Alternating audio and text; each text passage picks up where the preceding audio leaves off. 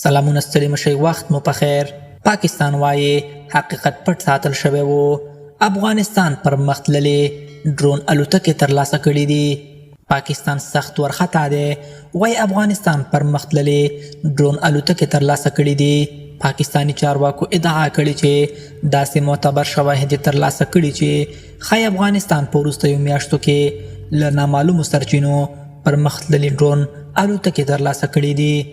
د پاکستان د امنیتي څرګندونو له مخې دغه شواهد د استخباراتي څانګو په ګډون راپورونو کې شامل دي او لومړنۍ ارزونه یې په اسلام آباد کې د ملي امنیت پر لوړ پوړو چارواکو وړاندې شوې ده. چارواکي وایي چې د دغو ډرونونو تخنیکي وړتیاوې تر دې دمه په دقیقه توګه نه دي معلومې، خو د هغوی لومړنی عکس العمل د اندېښنې ډک دی. سرچینې وایي چې پاکستان په ځانګړي ډول له دې امله اندېښمن شوی چې ګواکې دغه ډرونونه د سیمه ییز ځواک توازن ته بدلون ورکولی شي. د پاکستان د دفاع وزارت یو ناښودل شوي چارواکي ویلي چې که دا راپورونه سم وي نو دا به په سیمه کې یو مهم ستراتیژیک بدلون وي. هغه زیاتوي چې دوی د دې موضوع د لا روښانتیا لپاره د نړیوالو شریکانو سره هم د معلوماتو تبادله پیل کړې ده. په افغانستان کې چارواکو تر اوسه د پاکستان د دغو ادعاو په اړه رسمي غبرګون نه دی ښودلی.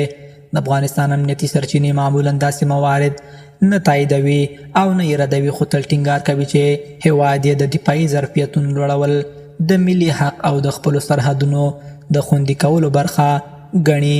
ځینې شنونکي باور لري چې د پاکستان اندېښنه ښایي د سیمه ییزو بدلونونو له امله زیاته شوې وي، نه یوازې د تخنیکي تجهیزاتو له امله. د سیمه ییز امنیت کارپوهانو په وینا پاکستان تل د افغانستان د پوځي وړتیاو هر ډول پرمختګ د خپل امنیتي چاپیریال لپاره د احتمالي خطر په سترګه لیدلی دی. د دوی په باور افغانستان که هر څه ډول تجهیزات ترلاسه کړي دا به یوازې هغه مهال د پاکستان لپاره واقعي ګواښ وي چې شواهد د احتمالي استفادې یا د فشار د سیاست څرګندونې وکړي. کارپوهان وایي چې دواړه هیوادونه باید د دې ډول راپورونو په اړه د اړیکو د خرابېدو پر ځای د شفافیت لارې پرانیزي.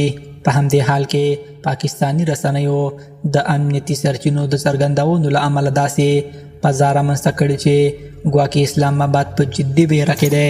ځینې تبصره کوونکي وایي چې د پاکستان ورخطایي ښایي د سیمه ییزو سیاسي فشارونو، داخلي امنیتي وضعیت او د وسلو د کنټرول په اړه د نړیوالو بحثونو له امله هم شوې وي.